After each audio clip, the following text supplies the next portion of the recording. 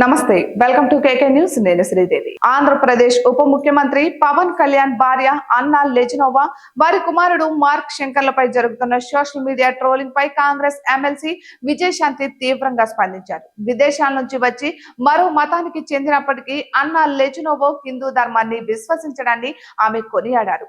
అంతేకాకుండా అన్నా లెజినోవా తన కుమారుడు అగ్ని ప్రమాదం నుంచి క్షేమంగా బయటపడినందుకు కృతజ్ఞతగా తిరుమలలో శ్రీవారికి తలనీలాలను సమర్పించారని, అన్నదాన ట్రస్ట్ కు విరాళం ఇచ్చారని విజయశాంతి గుర్తు చేశారు. ఇలాంటి మహిళలను ట్రోల్ చేయడం తప్పు అని ఆమె మండిపడ్డారు. పవన్ కళ్యాణ్ కుటుంబం జోలికి వస్తే తీవ్ర పరిణామాలు ఉంటాయని విజయశాంతి హెచ్చరించారు. ఇక ఈ మేరకు విజయశాంతి తన అభిప్రాయాన్ని సోషల్ మీడియా వేదికగా పంచుకున్నారు.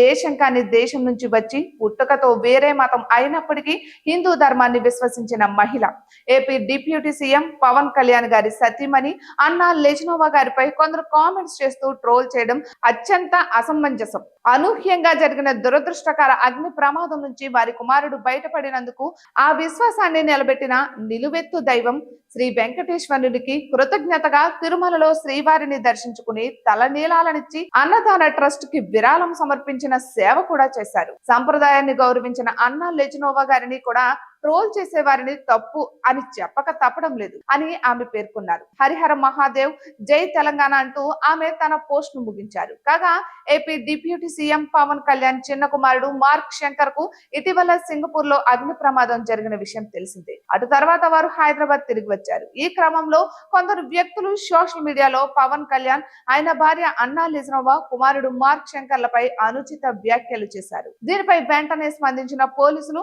ముగ్గురు యువకులపై కేసు నమోదు చేశారు. వారిని కర్నూలు జిల్లా గూడూరులో అదుపులోనికి తీసుకున్నట్లుగా సమాచారం. ఇక గూడూరు సైబర్ క్రైమ్ పోలీసులు ఈ కేసును దర్యాప్తు చేస్తున్నారు. పవన్ కళ్యాణ్ కుటుంబంపై అనుచిత వ్యాఖ్యలు చేసినందుకు పుష్పరాజ్, ఉదయ్ కిరణ్, ఫయాజ్ లను పోలీసులు గుర్తించారు. వీరు ముగ్గురు అల్లు అర్జున్ అభిమానులుగా తెలుస్తోంది. మొత్తానికి పవన్ కళ్యాణ్ కుటుంబంపై జరుగుతున్న ట్రోలింగ్ ను విజయశాంతి తీవ్రంగా ఖండించడంతో ఈ విషయం మరోసారి చర్చనీయాంశంగా మారింది. పోలీసులు నిందితులపై చర్యలు తీసుకుంటుండగా సోషల్ మీడియాలో ఇలాంటి అసభ్యకర వ్యాఖ్యలు చేయడం ఎంతవరకు సమంజసం అనే ప్రశ్నలు తలెత్తుతున్నాయి. ఇటువంటి మరెన్నో వీడియోస్ కోసం కేకే న్యూస్ తెలుగు ఛానల్ ని సబ్స్క్రైబ్ చేసుకోండి.